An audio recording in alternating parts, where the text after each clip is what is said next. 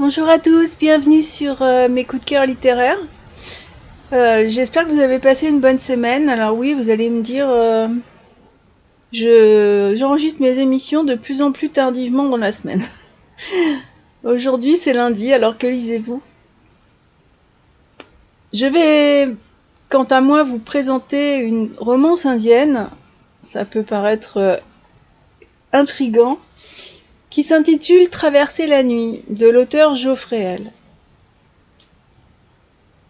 L'histoire, je vais tout simplement vous lire la quatrième de couverture. Dans les années 50, deux enfants, François, un jeune Parisien, et Uma, une petite indienne de basse caste, connaissent un traumatisme d'enfance. Ces blessures précoces étendent sur leur vie d'adulte une longue nuit. Deux histoires dramatiques se déroulent en parallèle et à des milliers de kilomètres l'une de l'autre. Bien des années plus tard, le destin réunit François et Uma. De cette rencontre peut-il naître pour ces deux êtres fragiles une nouvelle confiance dans la vie? Traverser la nuit est un roman psychologique et une histoire d'amour. Et je peux vous dire que cette invitation au voyage est un petit bijou, parce que je me suis vraiment laissée entraîner tout de suite. Alors j'ai lu ce superbe roman dans une édition en grand caractère. C'est un confort de lecture franchement, qui donne un petit plus au bouquin. Pourtant, je suis pas... Mais c'est vrai que... Alors c'est un petit roman, hein. C'est en grand caractère et il y a 294 pages. Ça se lit vraiment tout seul,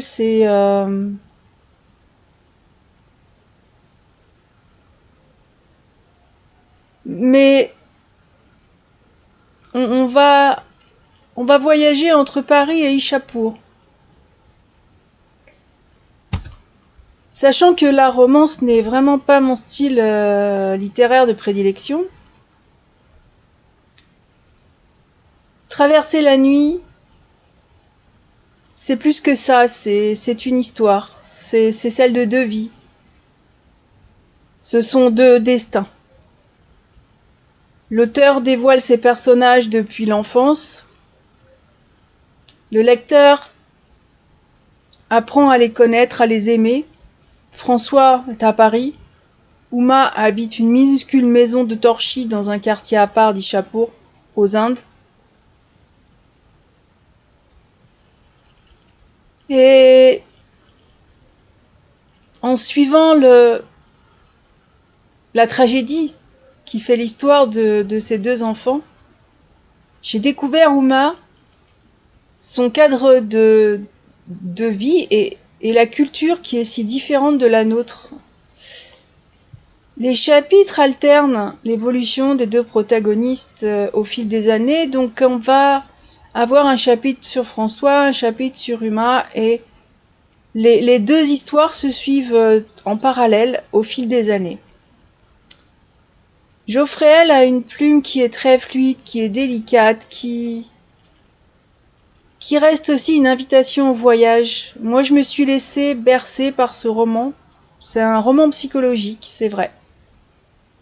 Et j'ai adoré la romance pour son originalité et les personnages pour leur, je vais dire, réalisme terrifiant.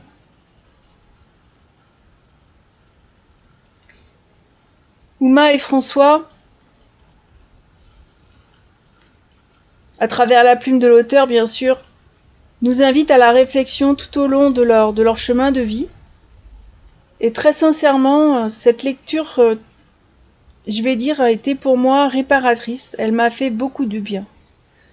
C'est vrai que la vie n'est jamais toute rose,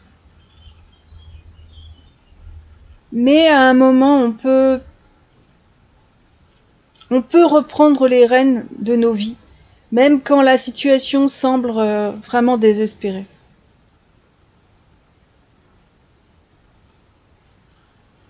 Quand vous connaîtrez François, vous comprendrez ce que je dis là. Et puis, l'auteur nous attire notre attention aussi sur la situation des femmes en Inde, parce qu'elle est critiquable à bien des égards. Il y a le poids de la religion, des traditions, un déséquilibre considérable du sexe ratio qui mettent en danger leurs droits fondamentaux. Il y a toujours la pratique de la dot, les infanticides, les viols, la prostitution. La femme indienne souffre de discrimination et ses libertés sont atteintes au quotidien dans tous ses actes. Et Uma n'y échappe pas, mais elle trouve au fond d'elle-même la force de vivre et l'espoir d'échapper à sa condition d'intouchable. Nous, occidentaux, nous avons tendance à regarder les Indes comme un paradis touristique, spirituel. Geoffrey a réussi à toucher ma sensibilité féminine et vous ne pourrez pas ignorer les conditions de vie d'Uma. Cette jeune fille, elle est surprenante et elle est attachante.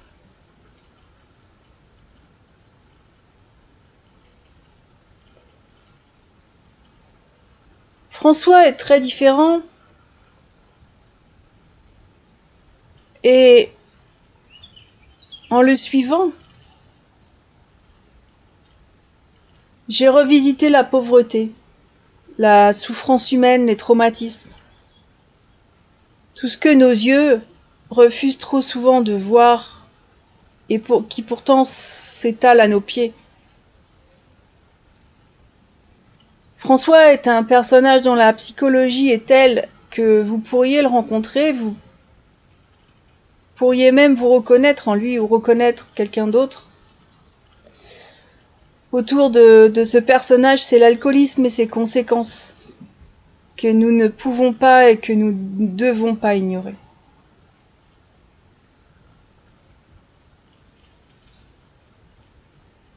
Bien sûr, cet alcoolisme, c'est l'arbre qui cache la forêt.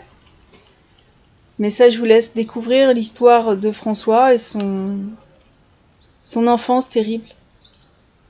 Mais c'est vrai que ça m'a fait revenir sur cette thématique, parce que la consommation d'alcool représente un enjeu de santé publique majeur en France. Elle est à l'origine quand même de 49 000 décès par an. Il en est de même en Europe, où elle est responsable de plus de 7% des maladies et décès prématurés.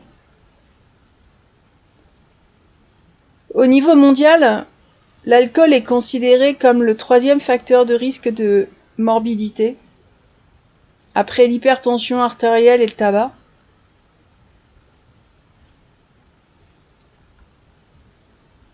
C'est pas rien. La consommation d'alcool provoque des dommages très importants sur la santé. Elle peut agir sur le capital santé des buveurs tout au long de leur vie, même quand ça commence au stade embryonnaire et jusqu'au grand âge. J'ai trouvé que dans notre pays, c'est très hypocrite parce que si vous faites des recherches, vous verrez que l'alcool est considéré comme une drogue dure. De par le phénomène addictif. Alors qu'il reste en vente libre. Dans n'importe quel magasin. C'est là que je me dis que l'intérêt économique passe encore une fois bien avant les troubles de santé. On le sait. Se perdre dans une drogue n'est pas le véritable problème. C'est un refuge au mal-être, c'est un refuge à la solitude, c'est un refuge à l'égoïsme. Et pourtant, François trouve en lui cette étincelle de vie, et peu à peu l'amour. Et c'est ce qui est magnifique dans ce roman. Parce que en suivant François, je me disais, il est fichu.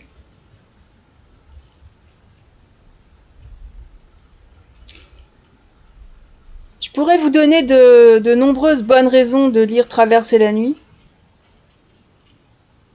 mais j'ai voulu simplement partager mes sentiments. Un enfant qui devient un homme, une jeune fille qui devient une femme, et la lectrice que je suis, qui découvre que l'histoire n'est jamais écrite. Notre vie s'imprime chaque jour et nous appartient.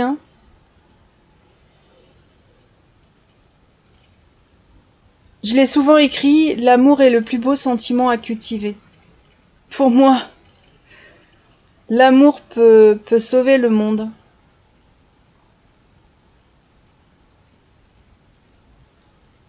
Et chaque jour, dans ma vie à moi, je réalise que c'est vrai, que c'est pas une évidence. C'est pas une évidence de se sortir de situations douloureuses comme vit François ou comme vit Uma. Parce que bien sûr,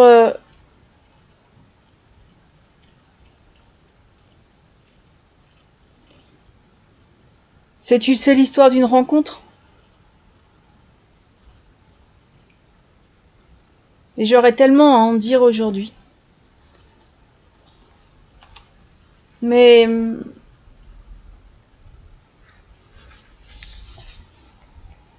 pour éviter de trop en dire, je vais vous lire un passage que je dédie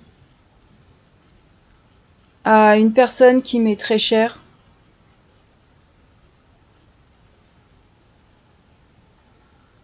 Et qui reconnaîtra certainement une partie de son histoire, de la mienne, dans ce roman. Qui est cet homme qui darde sur moi ses prunelles de jais? You awake, Saïd? Pénombre, lumière orangée tamisée par une tenture safran, où suis-je? Mon corps me fait mal, ma tête est pesante, ma bouche pâteuse. Un relent d'alcool mal digéré me remonte dans la gorge. Les mets un rot acide qui me brûle la langue. L'homme me présente une cuvette d'émail. Je fais signe que non. Je ne vais pas vomir. Il la repose, va ouvrir les rideaux. Un flot de lumière me traverse le crâne. Il est tard, j'ai dû comater longtemps. Je tiens ma tête tandis que des souvenirs confus et amers se bousculent. Uma est partie. Uma m'a menti. Uma n'existe plus. Peut-être n'a-t-elle jamais vraiment existé. Elle était un songe, une construction de mon esprit malade. Je suis seule, incapable de colmater le vide béant. Insupportable. L'homme attend à présent, souriant, disponible. Je demande, où suis-je? Saïb, tu es dans la maison de monsieur Arthur. Je reconnais alors le serviteur qui avait apporté les douceurs sucrées à Sanaya. Tu veux manger? Non, je n'ai pas faim. Je vais prendre une douche si c'est possible. C'est possible, Saïb. Suis-moi. Un peu plus tard, Sayana est devant moi, fraîche et sereine dans son vêtement crème, gants et d'or. Je me suis rendue présentable grâce aux habits que m'a remis le serviteur. Qu'allez-vous faire à présent, François ? Elle m'a raconté comment le personnel du palace était venu chercher Arthur alors que je gisais ivre-mort, hargneux et incapable de faire un pas. J'ai honte et je ne sais comment me comporter avec cette femme délicieuse, si ce n'est me confondre en excuses. Si j'étais sincère, je répondrais que la seule idée qui se présente à moi en cet instant est celle d'une bouteille d'alcool, mais je dis « Je ne sais pas, je ne sais pas ». Ce que je sais par contre, c'est que si rien ne vient combler cette vacance que je ressens, je retomberai. Retournerez-vous à l'ashram ? Je ne sais pas. Elle me considère avec bienveillance. Je dois avoir triste mine. Cette maison est la vôtre. Reposez-vous le temps que vous voulez. Arthur va venir vous voir dès qu'il rentrera. Il est parti jouer au cricket. Il arrive dans l'heure, tout de blanc vêtu, les joues rougies par l'effort, mais avec son sourire et sa désinvolture de gentleman indien. Il me donne une virile tape dans le dos en exclamant « Eh bien, mon garçon, quelle cuite ! Et dire que tu avais refusé mon whisky le premier jour !» Il se laisse tomber sur un sofa. Le serviteur qui l'a suivi pose 2 verres remplis de jus de fruits sur la table. Il se désaltère et puis... « Qu'est-ce qui t'est donc arrivé ? Tu vas me raconter ça. » Mais je ne suis pas prêt. Que puis-je lui raconter ? Je ne sais pas vraiment pourquoi je me suis saoulée. J'étais confus. J'étais habité par un sentiment d'abandon. Ouais. Abandonné parce que coupable. Mais de quoi ? J'avais fait tout ce que je pouvais pour Uma. Je m'étais jetée dans le vide à sa suite. Je l'avais fait soigner, je voulais en faire ma femme.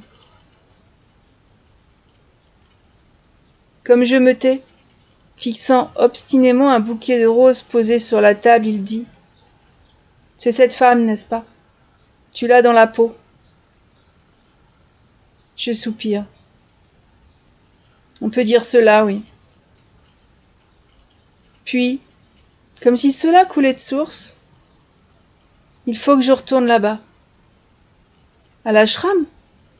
Non, je ne veux plus aller à l'ashram. Alors où ? Quel est le problème ? Pardon, Arthur, mais je ne sais plus où j'en suis. Il faut que je retourne là-bas, là où elle vit. Cette masure sombre, ces odeurs horribles, toute cette boue, peut-être est-elle revenue ? Peut-être que cette affreuse aveugle la cache quelque part ? Je dois savoir. Ils m'ont chassée. Les hommes avec les bâtons. Le bébé, lui, il était là, il pleurait. Sa tache était très rouge, et les autres enfants aussi criaient dans la rue. Je pourrais vous lire ce livre en entier, mais c'est pas le but. Je vous invite à découvrir Geoffrey L, qui est agent artistique spécialiste d'art arborigène. Elle est conférencière et écrivaine. Depuis 2003, elle parcourt l'Australie avec son époux pour aller à la rencontre des tribus aborigènes du désert central. Depuis 2007, ils rapportent des collections en France pour faire partager leur passion. Et c'est vrai que c'est un auteur que j'ai découvert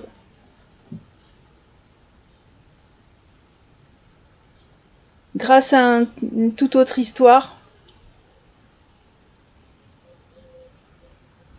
Mais en tout cas, elle s'intéresse à l'art-thérapie et elle découvre dans l'art aborigène la projection graphique du mythe.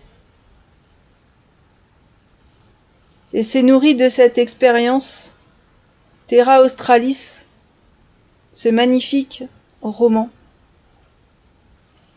que j'ai lu, que je relirai avec plaisir, restitue sous une forme romanesque la vie, les mœurs, les croyances des aborigènes d'Australie. Geoffrey nous invite au voyage, à la découverte des peuples premiers, des peuples de la Terre, et à la situation des femmes dans le monde.